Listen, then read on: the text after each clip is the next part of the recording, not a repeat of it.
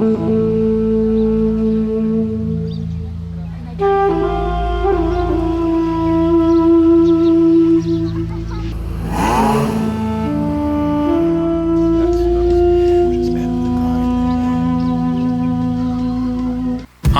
St Pierre White. Join me as I share my passion for building four-wheel drive trucks and travelling to the remotest parts of the world. If you enjoy this video, please subscribe and remember to hit that notifications bell to make sure you catch our weekly videos. This is Dubai, with its spirited combination of the ultra-modern and a past as old as human history itself. I'm here by invitation. The brief is bring your toothbrush and your driver's license and we will look after everything else. And come and drive something amazing in an astounding place. That was good enough for me. What they didn't tell me was what vehicle would they give me to drive. So would a trip around the city give me any clues as to what it is?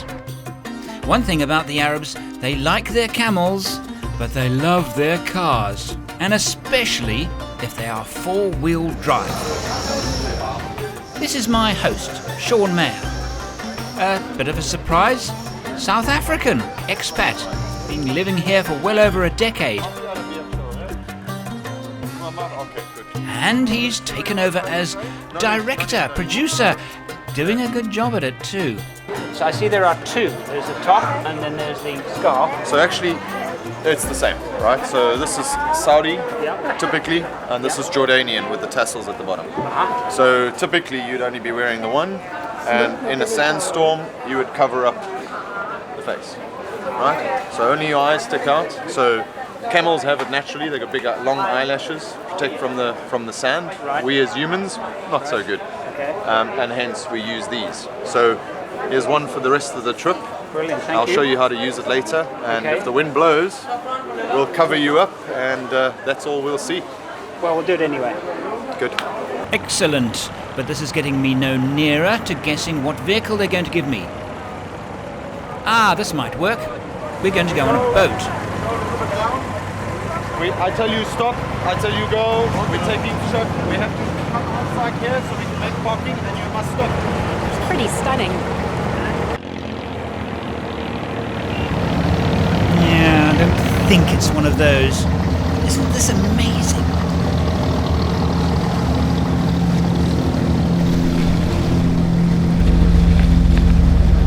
I had no idea that Dubai was like this. I mean, I always thought it was just a place to come shopping. But this, the old city, they built a brand new city because the old city couldn't expand anymore. And the old city is, I mean, what we're filming here with the dhows, these dhows transport maize, fish, all kinds of food material to the Middle East. This is not history. This happens right now. And it is nestled amongst the skyscrapers of Dubai. It's amazing. Such a surprise. Okay, I've been told. No time to lose. Rush off and change your shoes and go down this enormous zip slide between two skyscrapers.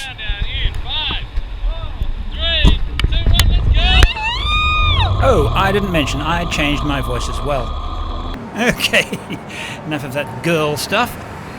I've asked Sean to take me to where I can see some of Dubai's finest cars. So he's brought me here, a small camping store. But this is a surprise as well.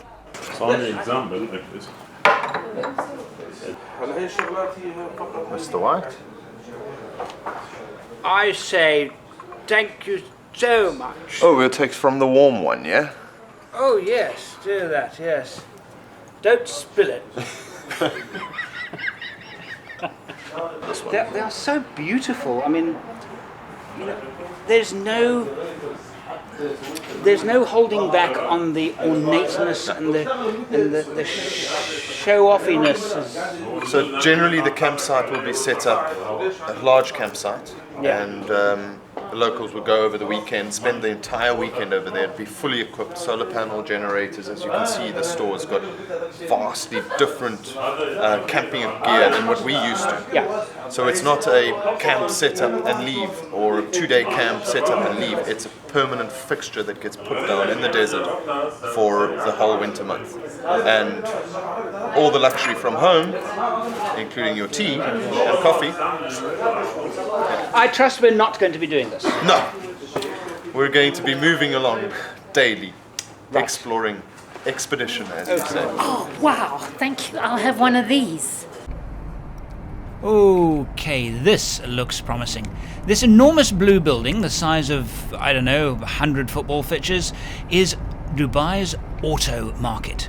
It's where the rich come to buy their cars. Right, Mercedes Geländewagen, Range Rover, Range Rovers. Maybe it's a Range Rover would be quite nice. Defender, Gelände. He's showing me a lot of Mercedes Geländewagens. Maybe this is a hint. Nissan Patrol, that'll be interesting. Oh, Hummer, that'll be... No, that won't be anything. I won't bother about that. Mercedes Geländewagen. 6-wheel drive. Would they really... They wouldn't give me a 6-wheel drive. Jeeps would be really good. Geländewagen. What's this? Oh dear. Oh my. Finding it difficult to control myself. It's a Porsche 918 Spider.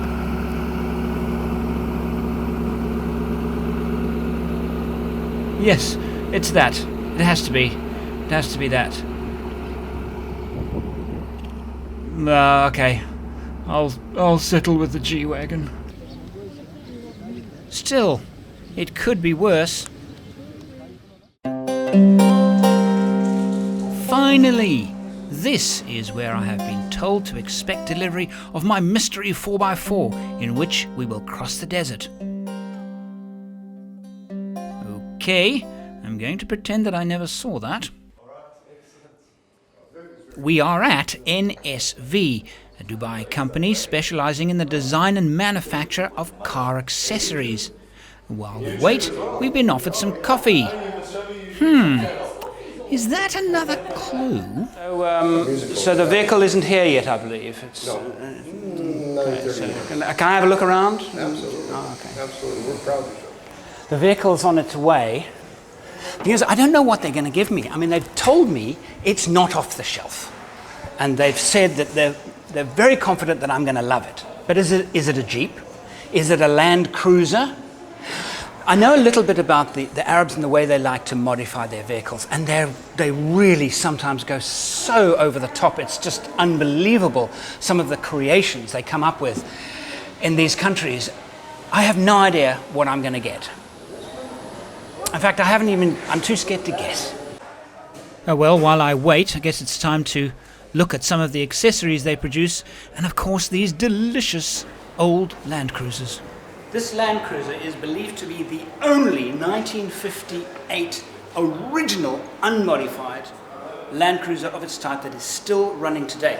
And why it's significant to me is that this green was originally done for the military and only available to the public in the 1960s. And it's exactly the same green that I chose for my Land Cruiser 78 that I built from 2011.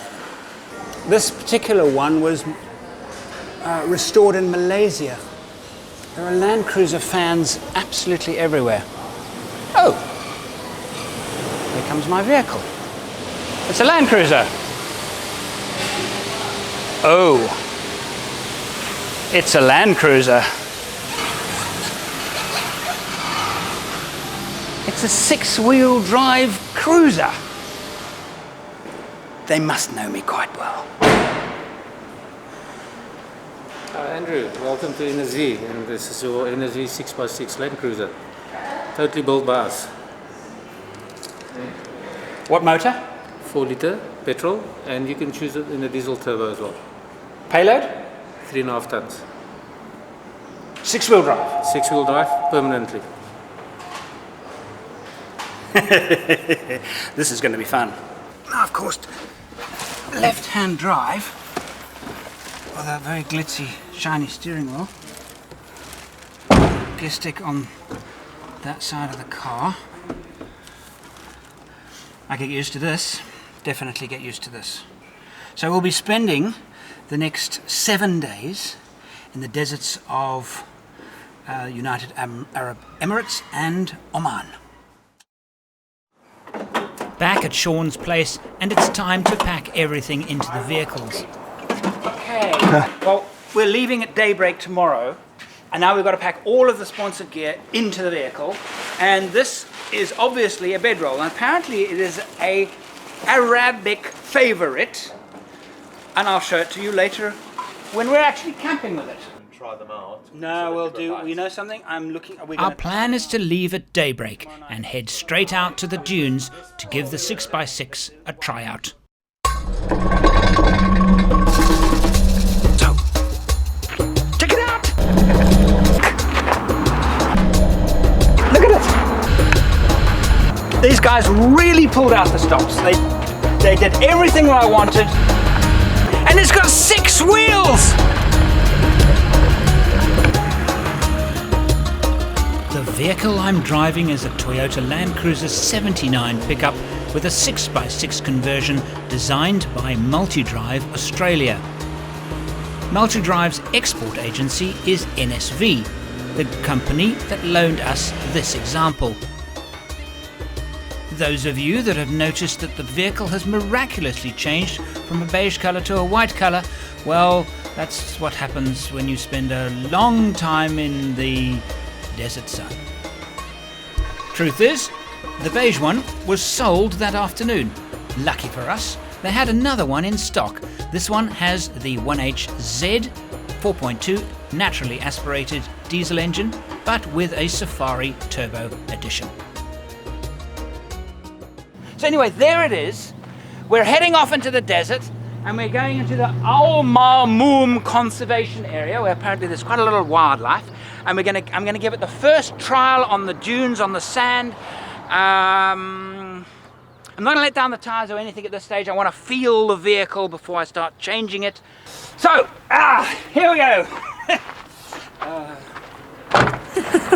So, you're the wife that gets dragged along on all of these things. Talk to me about that. I don't know if it's as much as dragging along. I want to go with because I really, really, really enjoy the outdoors.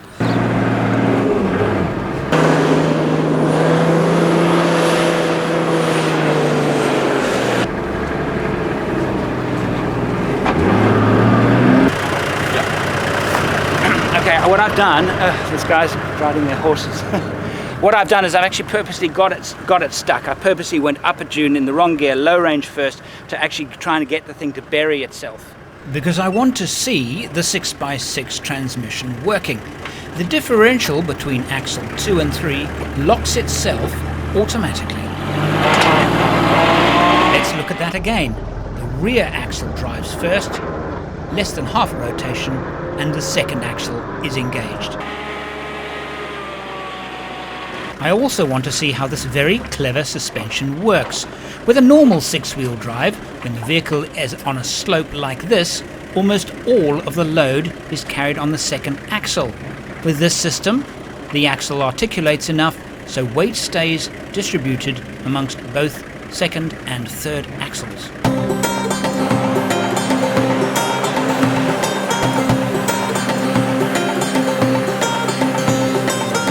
I can smell something. The engine's working hard, and got out the car and it's immediate. It's the tires. The tires are actually starting to they're quite hot, and they're starting to smell. It's because of the constant grinding in the sand.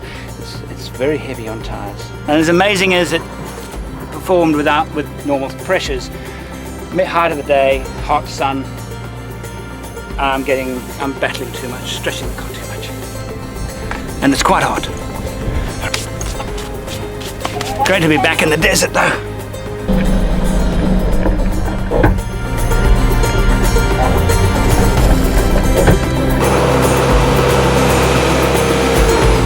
starting to really enjoy this vehicle. But how good is it really in the sand?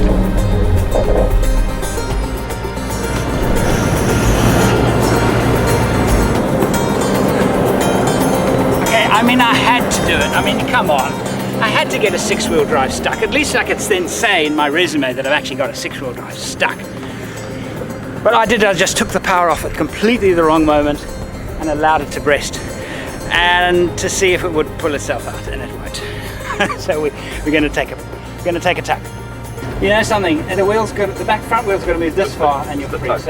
So we should you could just do a gentle tug down the hill. That's fine. Now, when you're driving and you ask somebody for a pull recovery, the vehicle doing the pulling actually should be the one making the final decision on whether the straps are good, whether the shackles are good, whether all of the connections are good, not the person being recovered. Because there is an equal chance that one of these two vehicles could get damaged, and therefore, if there's an equal chance, he must be the one deciding on how he's going to help me, not me deciding on how he's going to help me. That's the wrong way to do it.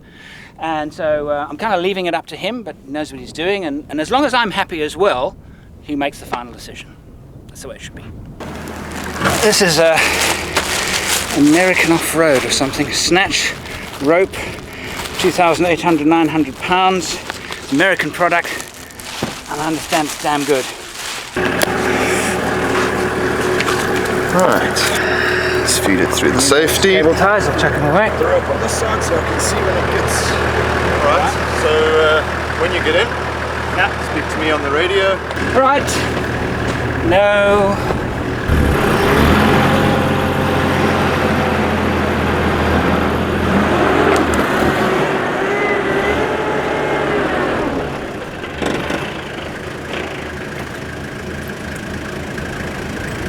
The wind has come up a bit, so it's time to try some traditional protection. Yeah, so just find your spot there. Find the middle. And then drop these two, drop your hands, and then fold one over like you fold a scarf.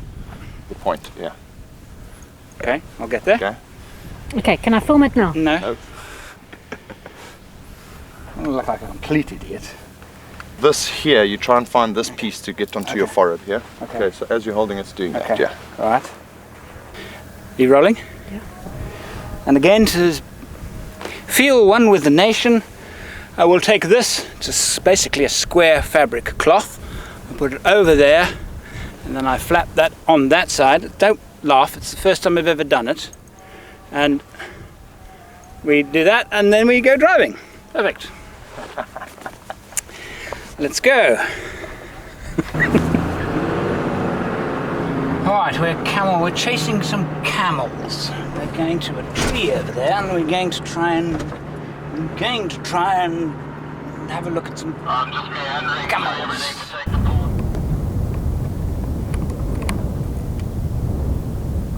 There it is.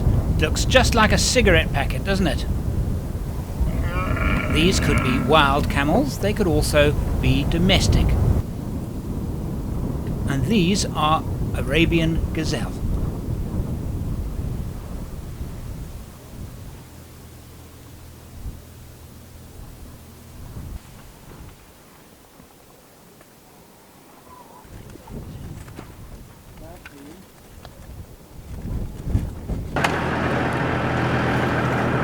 The joys. Oh, it seems that while we've been enjoying the local wildlife, Sean has been digging holes in the desert.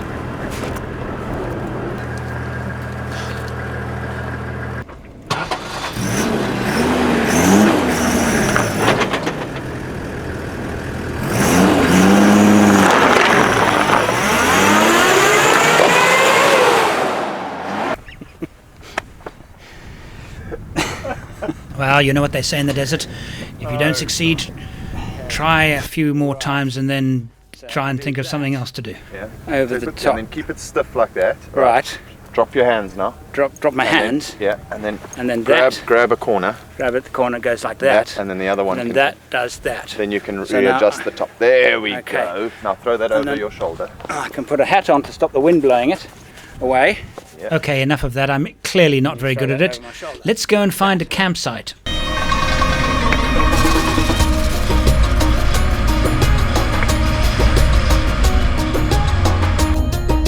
Oh, what's that? Is Sean stuck again?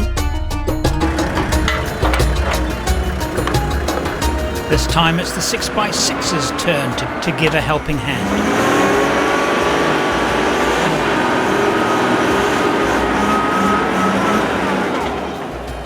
Sean's Land Cruiser has sunk into a hole, an invisible patch of incredibly soft sand. In 1 second. There we go.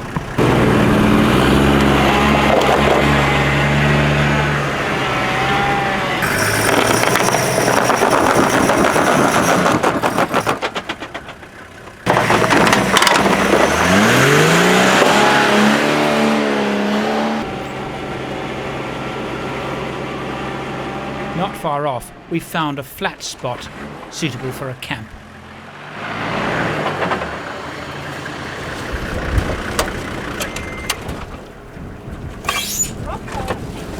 That was a good day's driving. Very good indeed. And only just in time.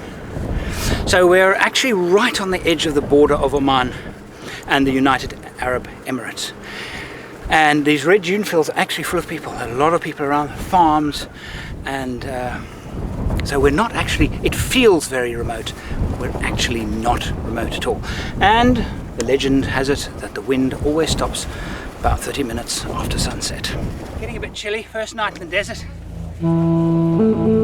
Apart from the pylons, an amazing place.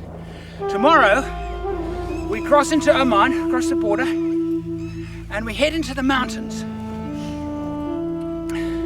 That's what we have for us over the next few days.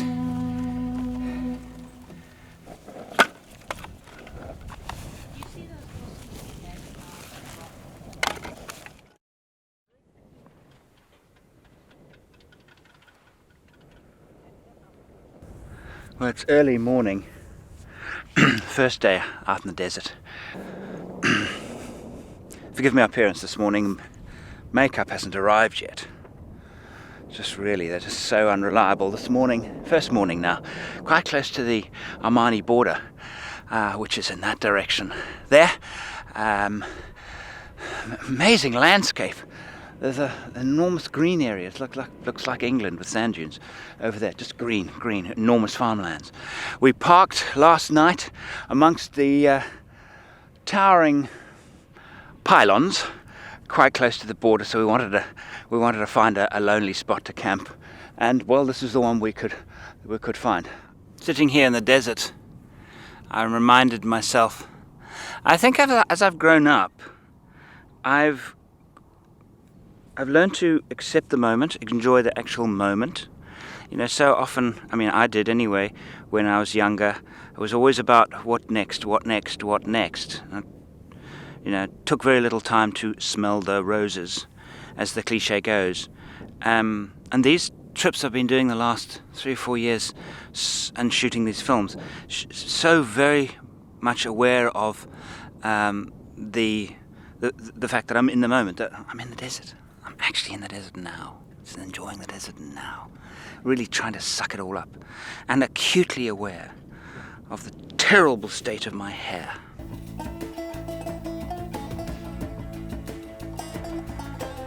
As we warm our water for our evening shower, I have time to reflect on the day.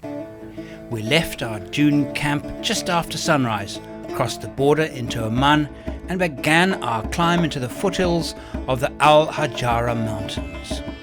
I'm travelling with my wife Gwyn and our hosts Sean and Andronette Meyer, South African expats who have made touring this country an obsession.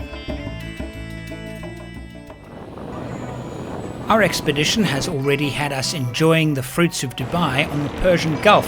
That was just beautiful. All the boats, I mean, nobody hit each other. This is fantastic. Yeah, it's organised chaos. And for the next 5 days, we will be exploring these desert mountains, ending our trip on a beach on the Arabian Sea. One of the first things we did when entering Oman was top up our fuel tanks. How much is that? 15.50. 15 riyal, 500. About 29 pounds. That's about 35 US dollars to fill it. That translates to 26p or 36 US cents per litre. That makes overlanding in Oman one of the cheapest places in the world. Best part of the evening, of course. We've arrived at our campsite. Sean has brought us to this magnificent spot. It's not very far from a town, probably no more than 20 minutes or so. It feels very remote, and I wouldn't say similar to the Richtersveld, I would say identical to the Richtersveld. The areas of the Richtersveld, which is the far northwestern Cape province in South Africa. It's the only mountain desert in southern Africa, and the colours, even the trees, it's the same. It's more than the same. It's identical, and the Richtersveld is beautiful, and so is this mountain desert. First time I've ever been to a mountain desert outside of Africa. Absolutely exquisite. Driving through Oman, fantastic sense of history all the time. You come into these villages and you get modern homes, but you also get structures like that. Now the local chap who lives in the house right next to it says in his very broken English that it's 1,000 years old. Sean reckons he probably dropped a decimal point, probably closer to 100 years old. But they are, well, unlike anything I've ever seen before. Deeper and deeper into the mountains we go. The 6x6 is attracting a lot of local attention. Right now, this is the beauty shot for the expedition. Beauty shot on the edge of the Grand Canyon, country of Oman, and I'm not going to look over there because it'll probably make me feel queasy, but I will photograph it. This here they call the Grand Canyon of Oman. So far, the Grand Canyon is the only touristy spot that we've so far come across in Oman. We have climbed, amazingly, in the last 21 kilometers from 400 feet above sea level to 2,100 meters. It's been quite a climb. Yo! Now that is a hero shot.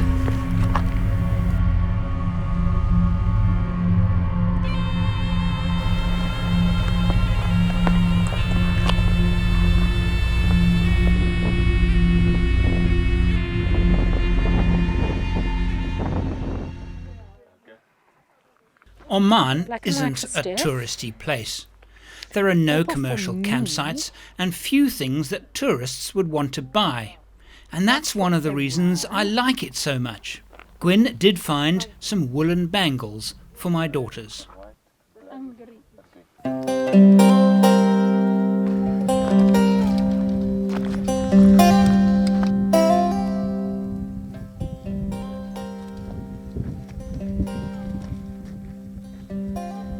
Camped now on a high plateau with the sun setting.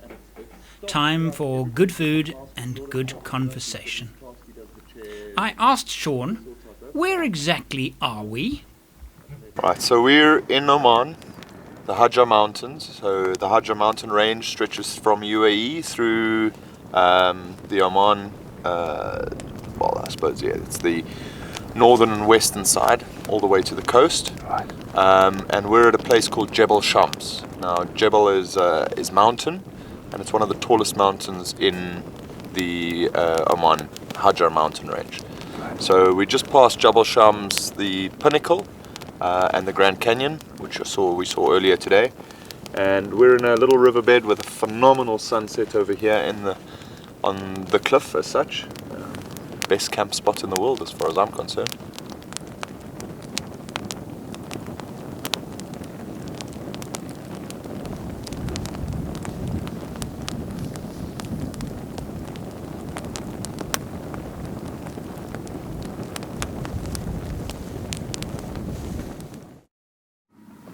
Those of you who have done overlanding and wild camping, whether in the mountains or on the open plains, only you will understand the feeling of waking up at daybreak in a place that is, well, it feels as if you're the first humans that have ever been there. Well, good morning. Day 4. Cup of coffee. Woken up to brilliant sunshine. Actually a little bit of a late start for me. I slept in because I knew that as the sun would come up it would be quite high because of the hills, therefore very bright, therefore not ideal for photography, and even had enough time for shooting to comb my hair, although it doesn't look like it, and have a cup of coffee. Today we have a completely open day. We can choose what we want to do. I went around the campfire last night, lovely conversation until midnight. And I think what we're going to do this morning is talk about that truck, that 6-wheel drive truck. What's it like to drive? Odd is the wrong word. Interesting, I think, is probably the better word. The way it rides on corrugations is very unusual. The way it tackles obstacles, the dune driving we've already seen.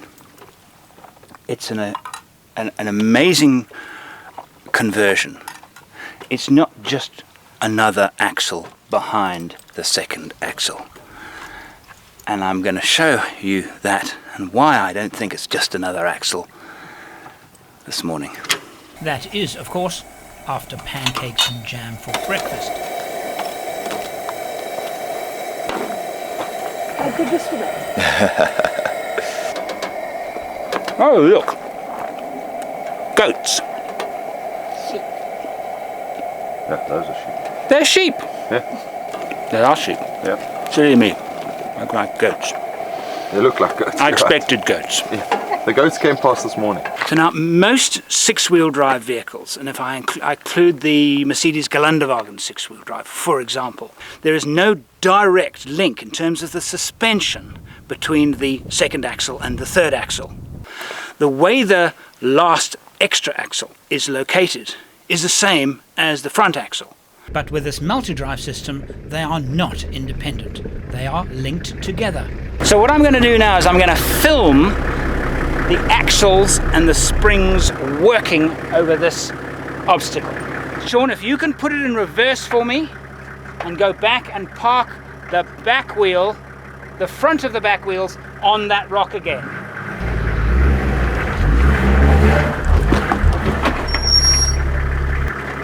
With this design, when the second axle moves up, it pushes mechanically the third axle down. Okay, now move forward very slowly.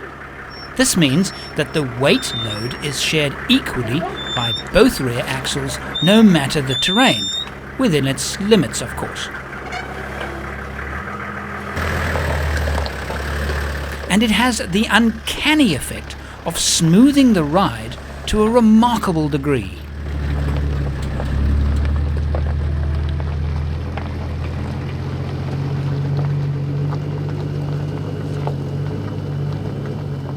The front wheel lifts, it pushes the back down. Let's say it lifted 30 centimeters. It pushes the back down, let's say 30 centimeters, give or take variances caused by the springs. So if the front wheel lifts 30 centimeters, it pushes the back wheel down 30 centimeters. The net result is the bump is reduced from a 30 centimeter bump to a 15 centimeter bump. I admit that is a simplistic way of looking at it, but the end result is the ride over rocks and rough stuff is amazingly smooth.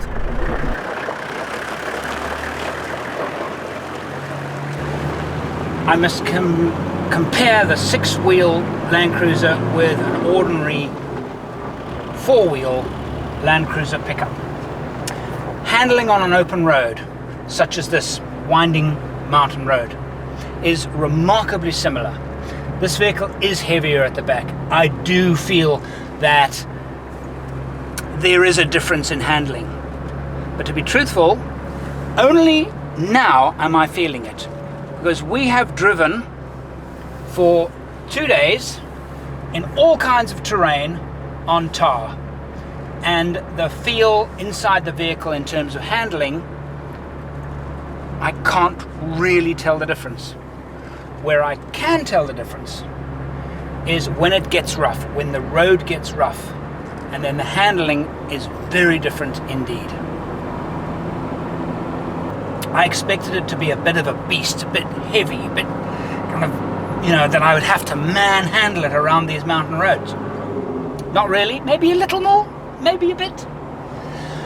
But where the handling of this vehicle has excelled itself, and I am absolutely astonished by it, on a rough track, the handling of this vehicle, the ride particularly, is amazing. And that's because of this amazing double axle system that they built into the back of the vehicle.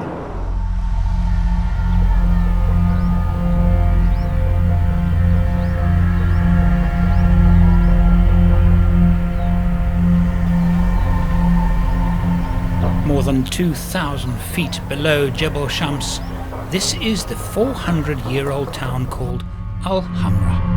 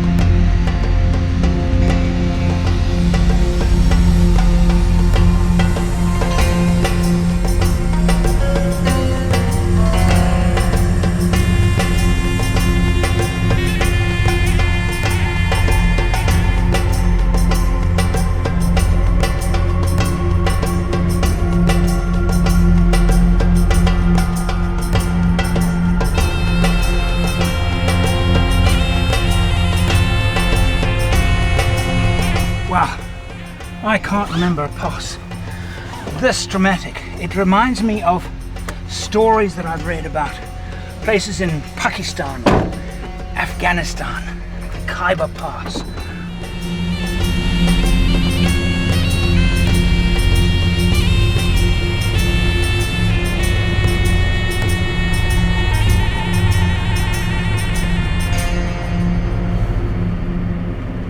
Just extraordinary. We drove for 10-15 minutes on this winding tar track over the top, and suddenly this gravel track. It's exquisite, really brilliant.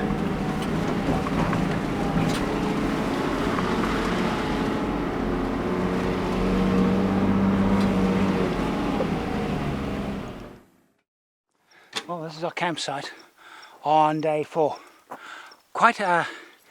It was quite concerning going down the path, because no travel information gives much information about the pass, and we had no idea that there was going to be a place to camp. And of course we arrived on the pass late in the day, and after an hour of twisting and turning you get to a point of no return where you realize, well, you have to continue, because if you turned back it would be dark by the time you found any flat ground on which to camp. But on the riverbed, on the wadi, we've come down approximately 2,000 feet on that gravel road. Sensational. So to conclude for the moment, my thoughts on the 6x6. Absolutely spectacular mountain pass. I had a crease on my face the whole way down. The vehicle performed brilliantly. What a pass. What a day it's been. Our last minute pack up before we go. Unbelievably glorious campsite right in the mountains, towering right close to us. Moon last night, absolutely wonderful. Only one problem, a lot of litter around. Really, actually quite disgusting in terms of the campsite anyway. But This morning, again, we're now going, we passed over the highest part of the mountains, we're now winding our way down, and about 3 hours on blacktop to the coast.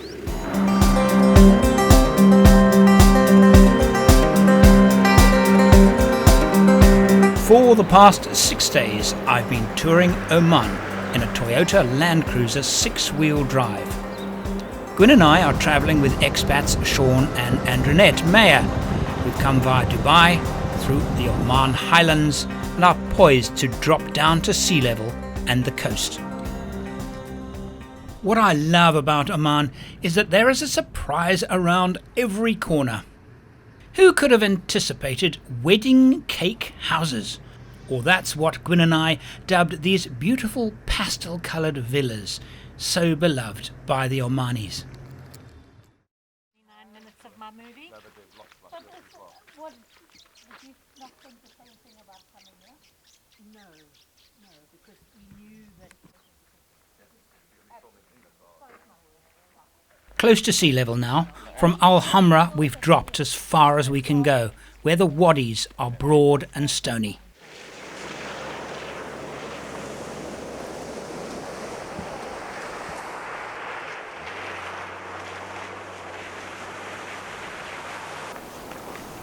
Echo! From our brilliant campsite in the canyon, 3 or so hours driving towards the coast, dropping 1,000 meters, we're our new campsite in the canyon. And the sea, not 2 kilometers away.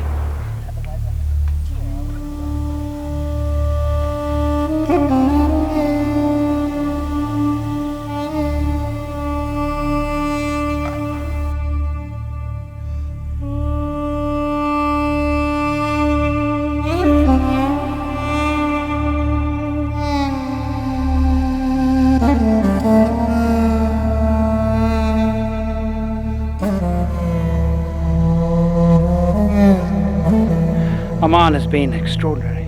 It's an extraordinary country.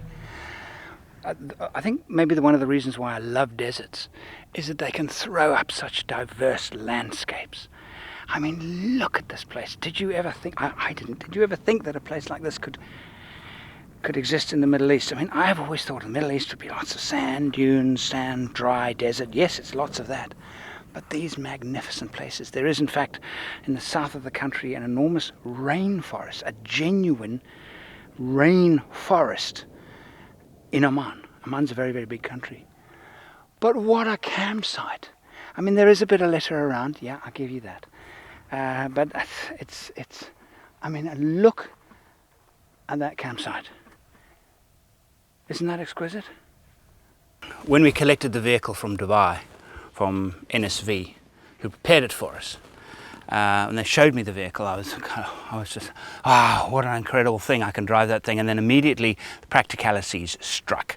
How am I going to actually travel with it? How am I going to film it, carry my equipment, when it's only a single cab? So they very generously got to work, and in a matter of days did the following.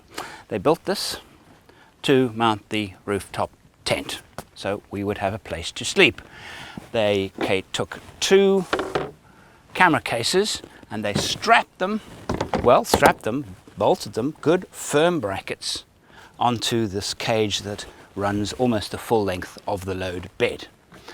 And it's a waterproof, dustproof container, all my camera equipment. In the middle, a cage for firewood. Fridge. Now, the Waco is not my favorite fridge, but you know, they're actually really good. They're very reliable. They've got a great name. They are heavy on current, but apart from that, they're great. They're good.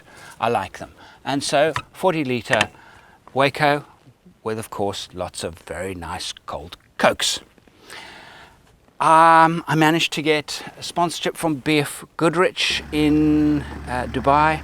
So grateful for them, because again I wanted to do more tests with the KO2 all-terrain, and this has been even better because it's been very, very rocky, very hard on the tyres. The old tyres did suffer from some chipping. The Do the new tyres suffer from chipping? Not as far as I can see. I haven't seen one lost lug. This is the 1HZ 4.2 aspirated diesel engine with an aftermarket Safari turbo fitted. Not enough power for this car. Even with a turbo fitted, I would say that it is still underpowered. I would certainly, if I was buying one, select a different engine. Now, we needed to carry quite a bit of water, and I've got this rack for 6 jerry cans that they made and installed, and I actually filled them up always because knowing with this huge additional payload, and I wasn't using it, the vehicle was going to ride was going to be very, very hard. I'm not heavy. I'm not remotely close to the payload maximum. And it is not a hard ride. Second camera box with second cameras like GoPros and lenses. And that's basically what we've done.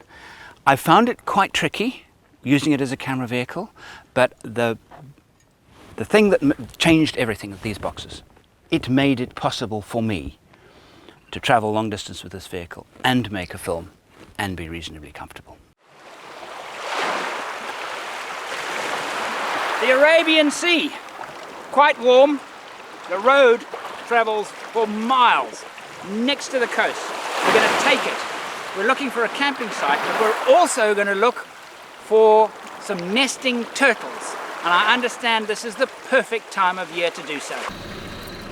Our host and guide is Sean Mayer, a South African expat that has made touring Oman and the Middle East a passion. But this is a place that he doesn't share with too many other people. Well, this down there is our camping spot for the night. But what's so exciting about it is that on the beach itself, on the sand, I can see the little tracks from the turtles as they move from the sea to their nesting area. And in fact, you can see quite clearly down there the mounds where they bury their eggs. Tonight, late, hopefully, we're going to get to see some up close.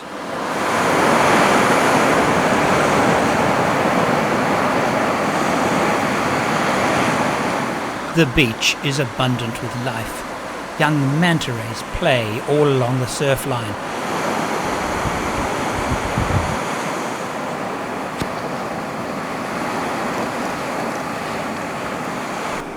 While in the rock pools, fish and crabs are plentiful.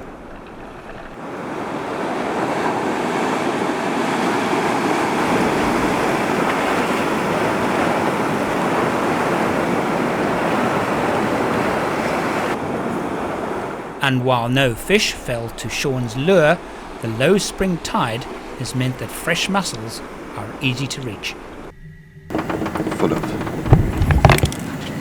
nonsense. However, the main course will be roast beef.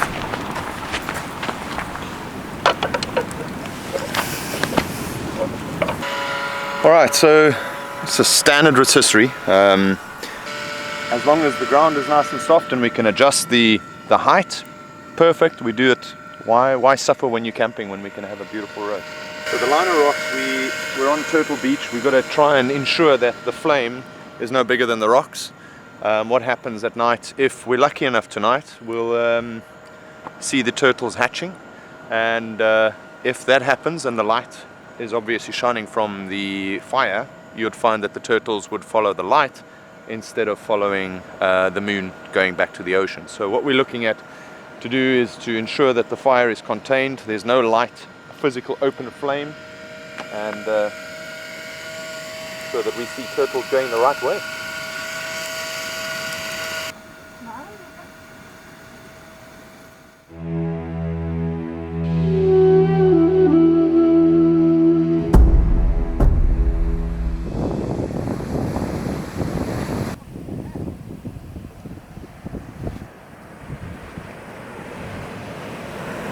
The moon, now well above the horizon, means that the turtles will be coming ashore. A dead pufferfish, obviously killed by fisherman's gut. And the remains of an eel. And there it is, a green turtle. She's on her way up the beach to lay eggs.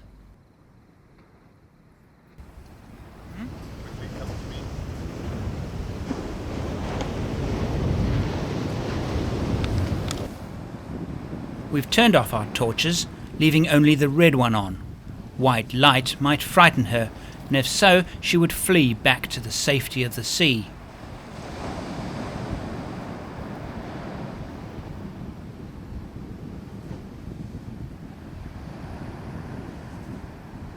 On a typical night, a female might dig as many as 10 holes, searching for just the right spot to leave her eggs.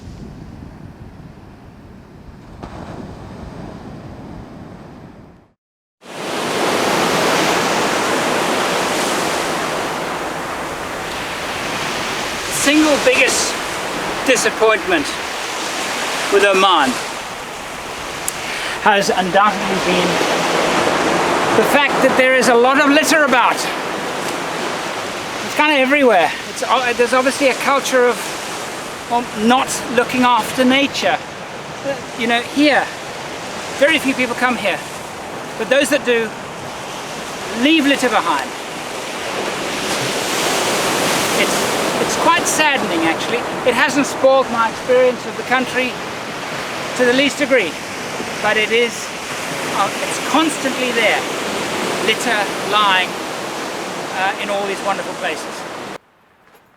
I've spent some days now with Sean Mayer and his Land Cruiser 76, and I needed him to explain to me his seemingly insatiable thirst for gadgets. I would class this as quite a cluttered cockpit.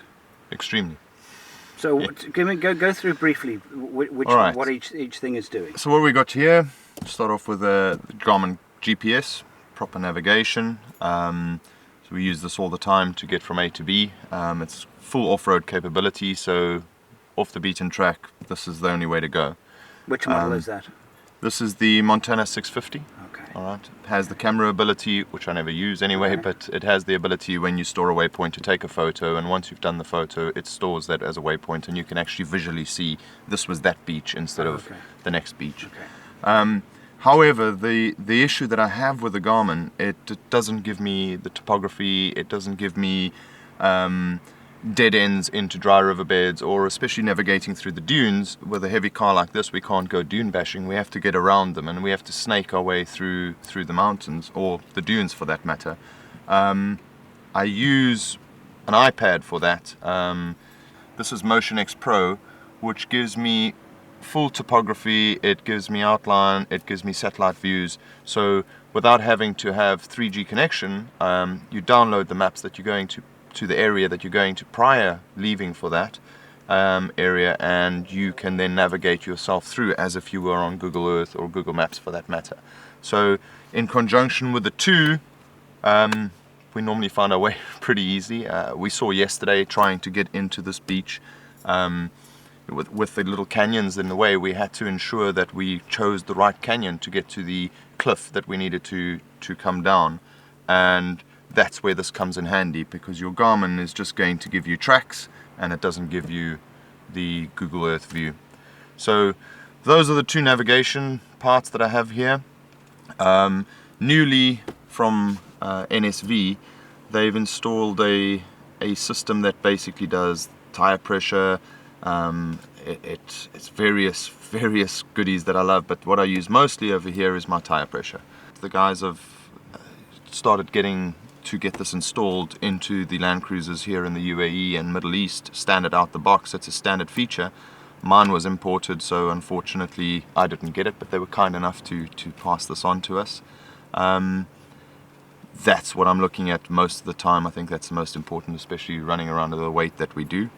Another nice gadget, so this is a DVR system. This records permanently, so instead of running the standard GoPro with another suction cup onto the window, that's nice and neat. I quite like that. I think we might be using some of the footage.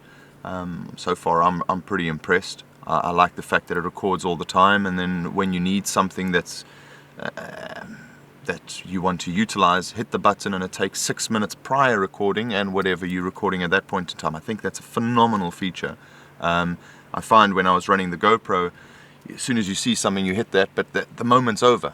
The fact that it's using 6 minutes prior is phenomenal. So I have the two-way radio, so that's my speaker, so I can hear nice and loud and clear what's going on when chatting to, especially with guys using handholds. The clarity is not always that good. So it's up there nice and loud.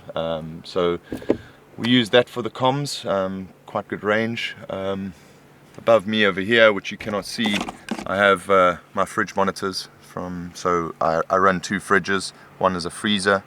You might say, why run 2 fridges? It's an overkill. Well, the joys of spending time like this off the beaten track, I would say, is spending time with the missus, and the missus wants ice. So we will run 2 fridges, whether it uses as much battery power, we get the ice. So you know, you've got to give it take a little, so that's where we're at. So fridge monitor is important. I've had a couple of times where the actual the power cable is pulled out of the fridge, and if you have to keep on checking your freezer, it's obviously going to be working overtime. So checking that it's actually on and not losing your meat on a long trip, especially if you're gone for 5, 6, 7, 10 days, you need that freezer to run at optimal temperature. So important, out of sight, out of mind, but good to check every now and then as we're traveling.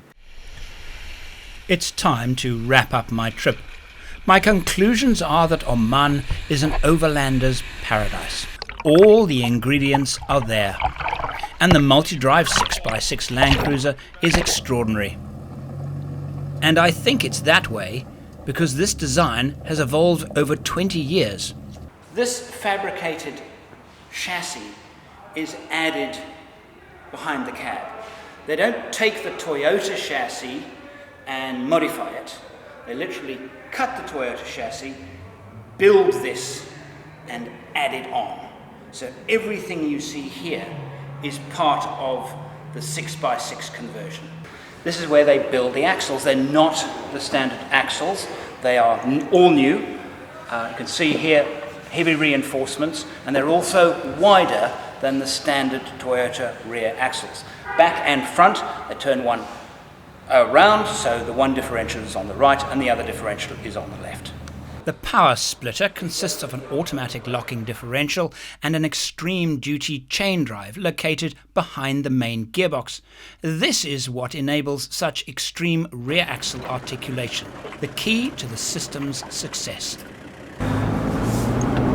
I was a little bit worried about this machine being this big, heavy, difficult to maneuver vehicle, particularly on gravel tracks, and this pass has been, to me, the ultimate test for gravel road driving, because I've got switchback after switchback after switchback, steep downhill, steep uphill.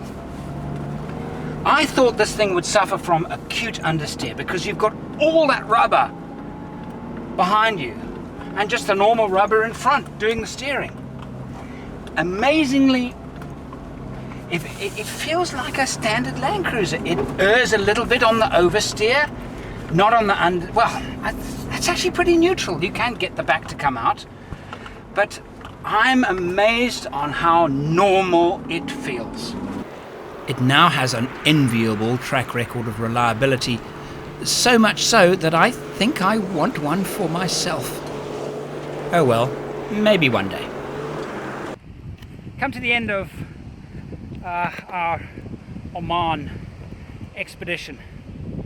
I like to call these trips expeditions because every one there's a sense of, oh, these shoes are not ideal for this. There's a sense of the unknown, and I like the word expedition. It is an expedition. All the excitement of an expedition, that you really don't know what's going to come next. And while Sean has been a great guide, there have been days where he hasn't known quite where we're going to end up. And of course, for Gwyn and myself, we've never been to this country, and it's been a revelation. And I think what makes me think, my last thought about Oman is the fact that it is unbelievably diverse, from the mountains to the sand seas to this. Absolutely fantastic. Friendly people. Really friendly people. Welcoming. And I always think it's special to end an expedition on a high. And there is today's high. Isn't that fantastic? I think that is absolutely brilliant. Thank you for watching. If you haven't already, subscribe and click the notifications bell so you don't miss our weekly videos.